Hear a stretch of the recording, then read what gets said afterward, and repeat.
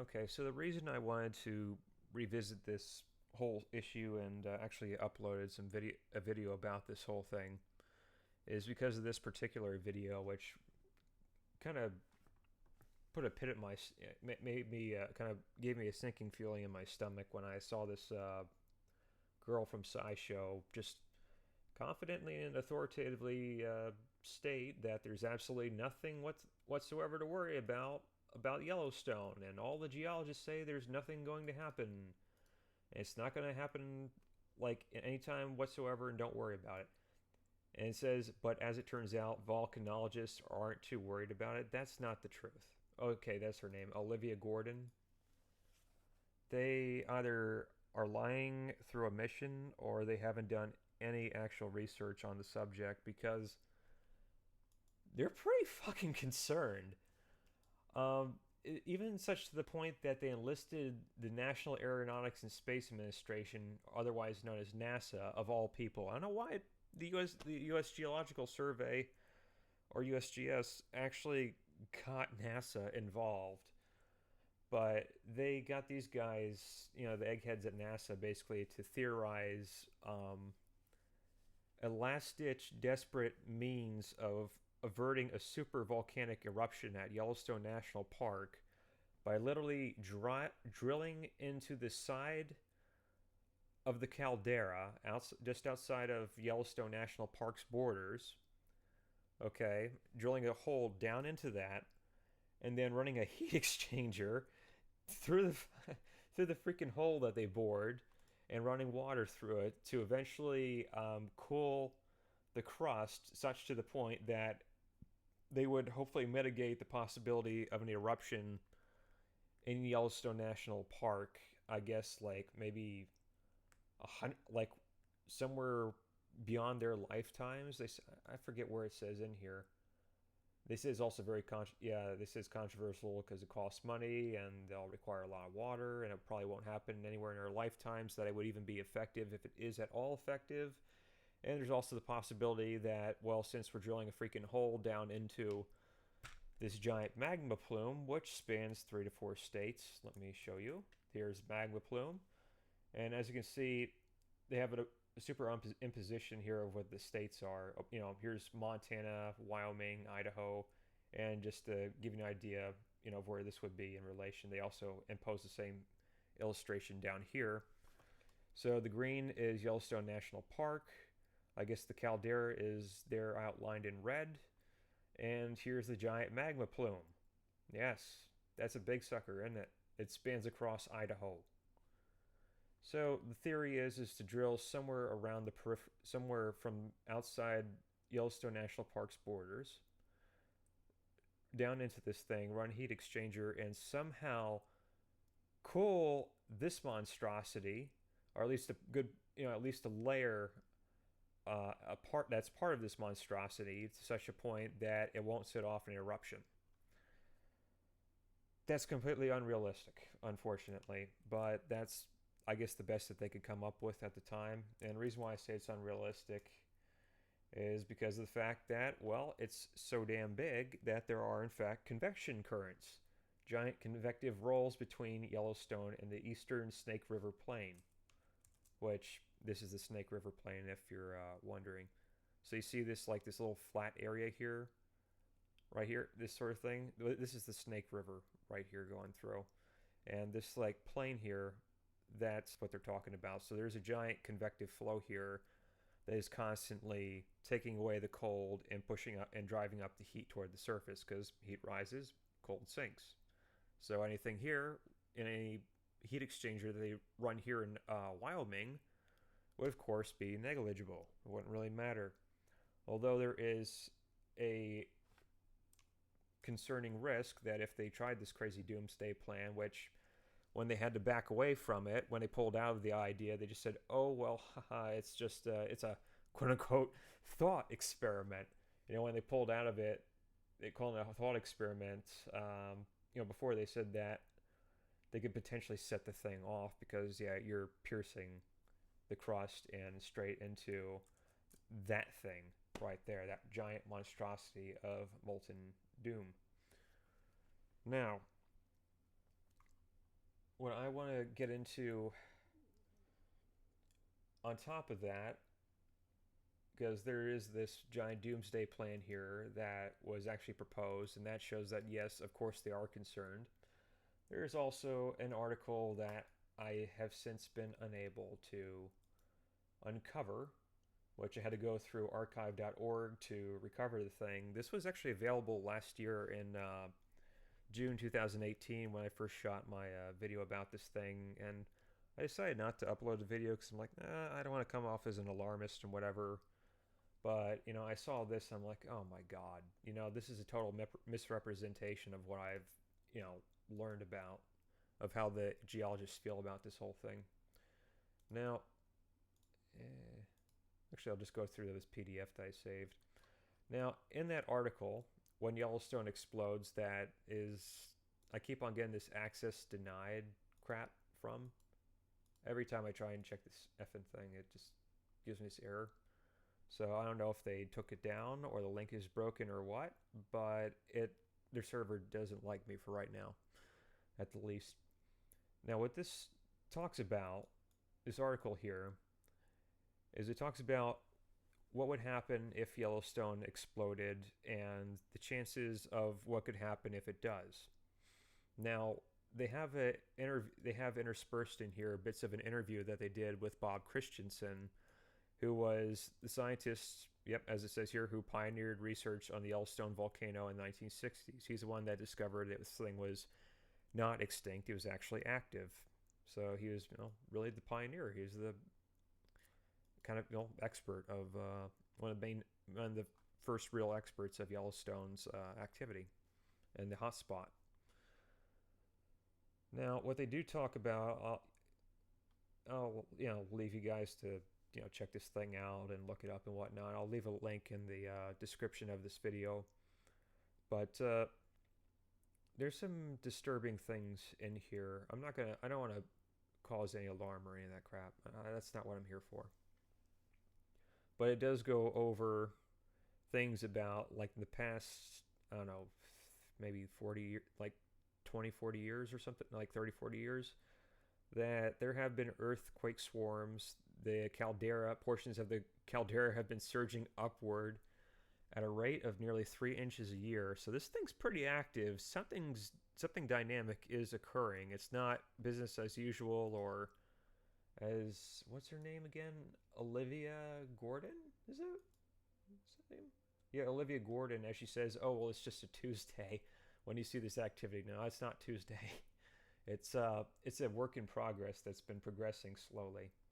And geologists are concerned, but they don't want to raise alarm because they don't want to, on one hand, the geologists don't want to cry wolf and get everybody riled up and cause a false alarm and a lot of panic, a lot of loss of revenue, because, of course, Wyoming gets a lot of money from Yellowstone, and they don't want to displace people from their homes.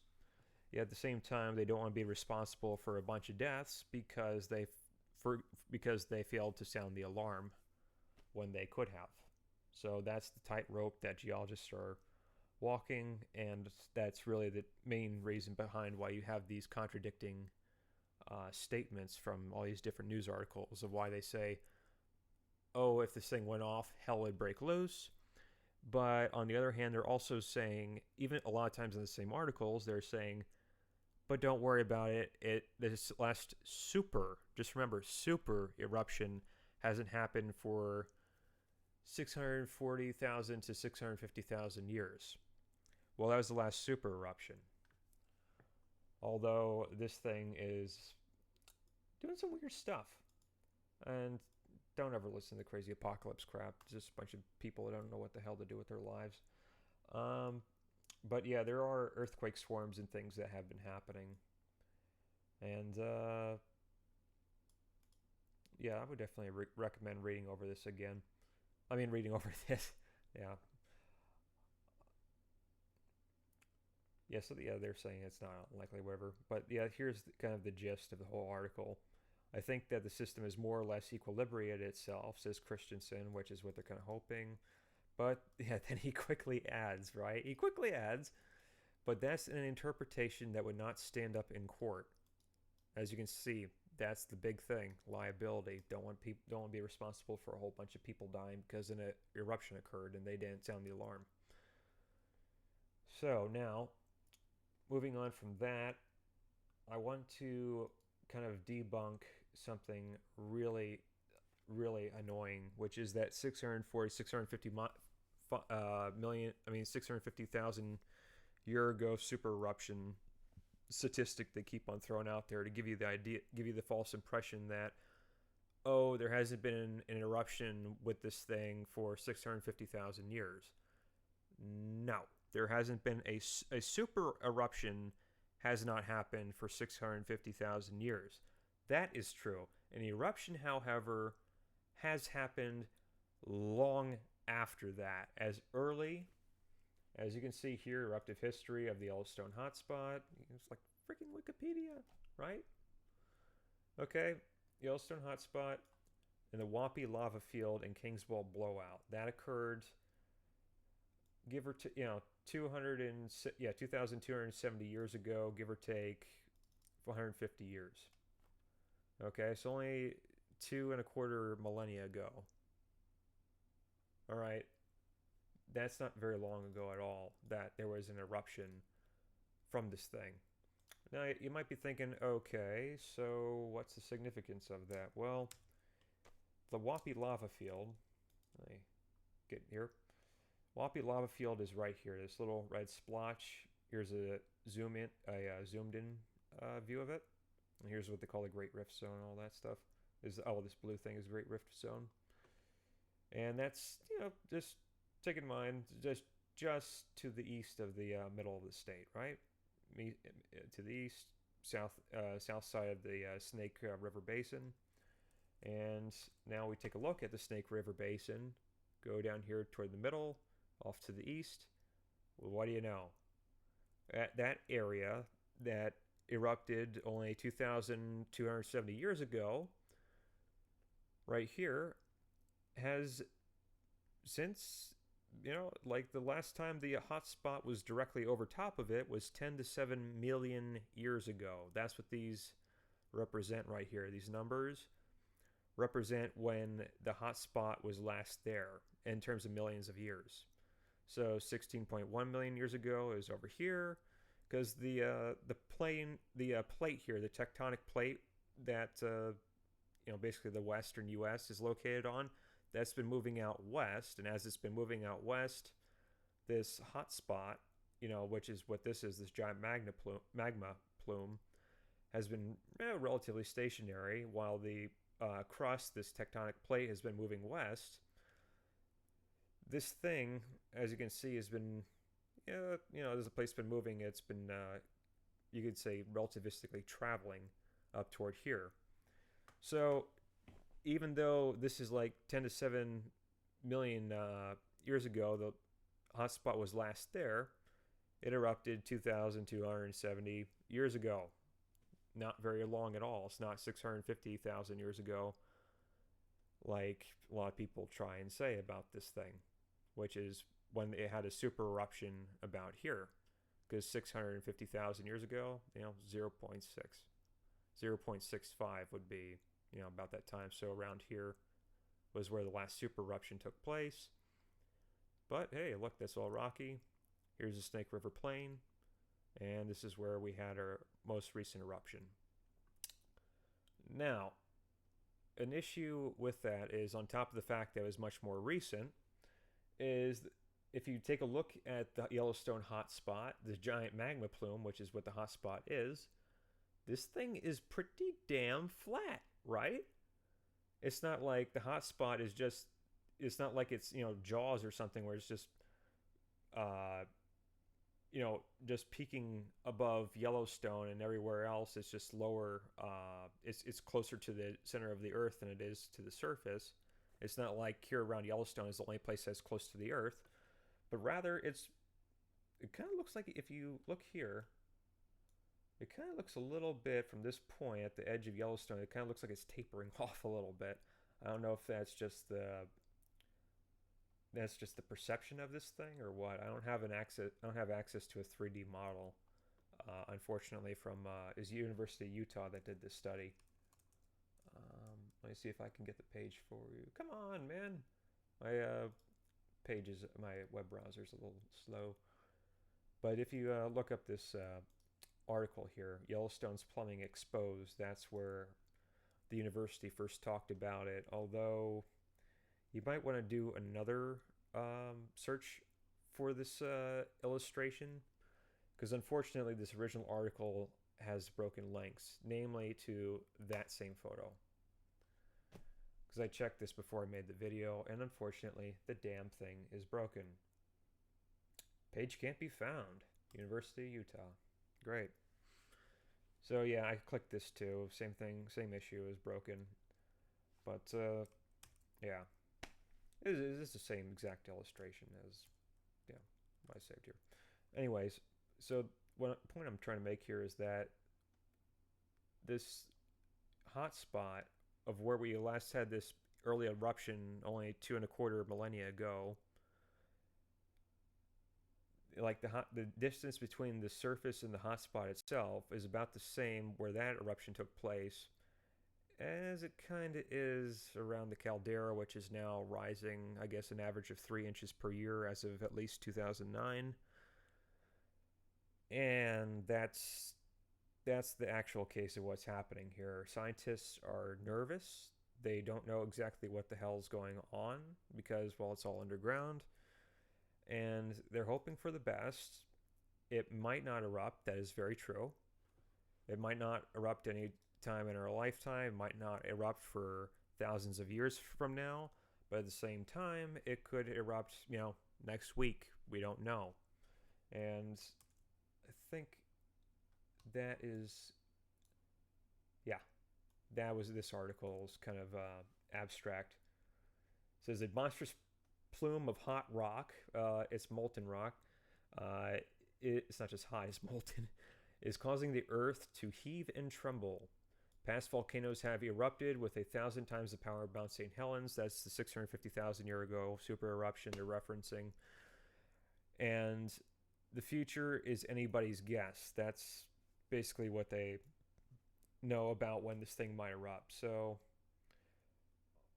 I just wanted to discuss that fact with people, that it's not true that there's absolutely nothing to worry about.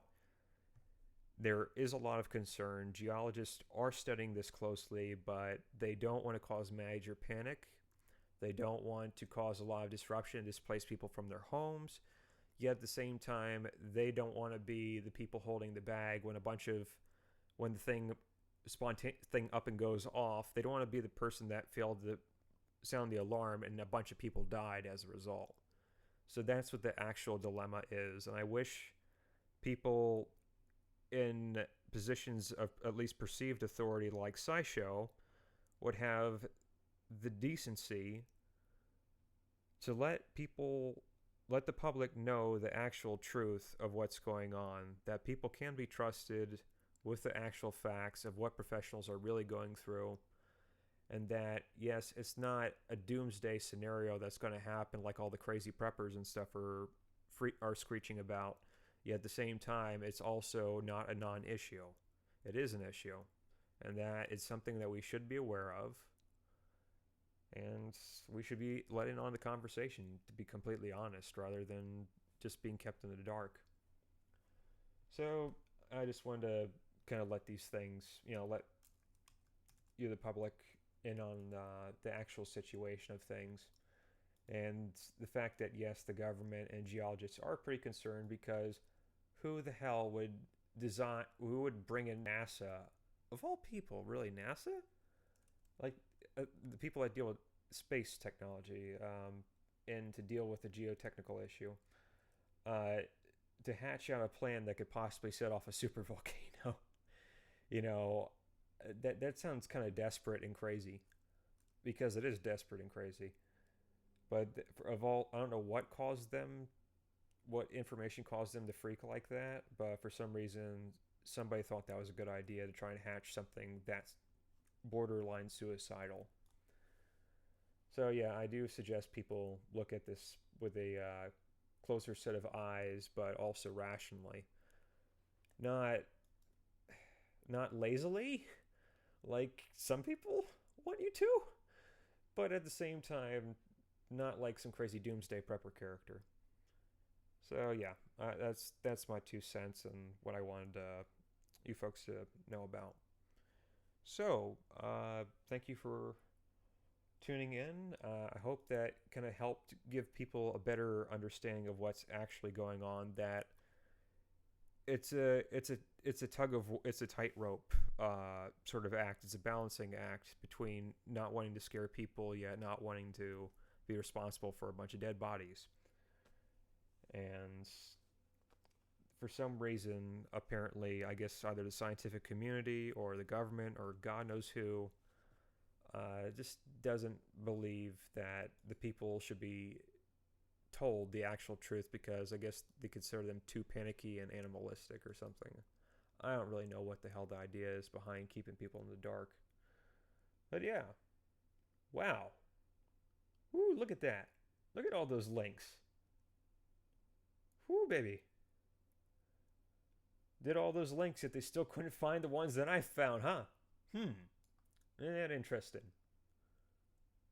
What about the crazy one from the BBC about the freaking doomsday plan? I don't see that one in here. All I see is USGS, Washington Post. I don't see that one. Okay, I might want to have to click through all these ones, but she does not bring that up. That's not in this whole 13.5 minute video is anything about the doomsday thing brought up or the caldera rising like it is in here, and any information, and this stuff that's being said here about the earthquake swarms. Although she does say, I don't want to drag this on, but I do now remember she says somewhere toward the end that if things were happening, you'd see all kinds of activity like earthquake swarms and I think like different colors or something being emitted. I forget through what means or whatever, but if you look here toward the end of this video, she'll be saying that. And I'm like, wait a minute, I think I remember there being something about earthquake swarms or whatever. So, yeah. Have your team do a little more research, miss. Because, yeah, there were earthquake swarms as late as 2008 with this article that mentions the earthquake swarms is 11 days long earthquake swarm began late in 2008 and this article was published in 2009, so there could easily be more. I mean, it's been 10 years. And also, I don't know if it's in this article or somewhere else that I read, but there was a major I think it was an earthquake in California, somewhere about this. It was somewhere along the San Andreas Fault, but the damn thing sent shockwaves that were so strong that it triggered earthquakes all the way up as far north as Alaska. It was triggering seismic activity with this being measured in Alaska, I think. Maybe not earthquakes, or maybe it triggered secondaries. I forget, but there were some earthquakes that did occur in California that actually were being read as far north as Alaska. And of course, that also, as you can imagine, did in fact go out to Yellowstone. Because hell, if it goes to Alaska, yeah, it did go to Yellowstone, and it did. I don't know if it had any significant impact. I don't think it did, but that just goes to show that yes, there is activity in the area that is of a seismic nature. So yeah, thank you for staying tuned and watching this, and I hope you have a more informed understanding of a relatively indecisive sounding response from the mainstream media. And take care. Have a good day.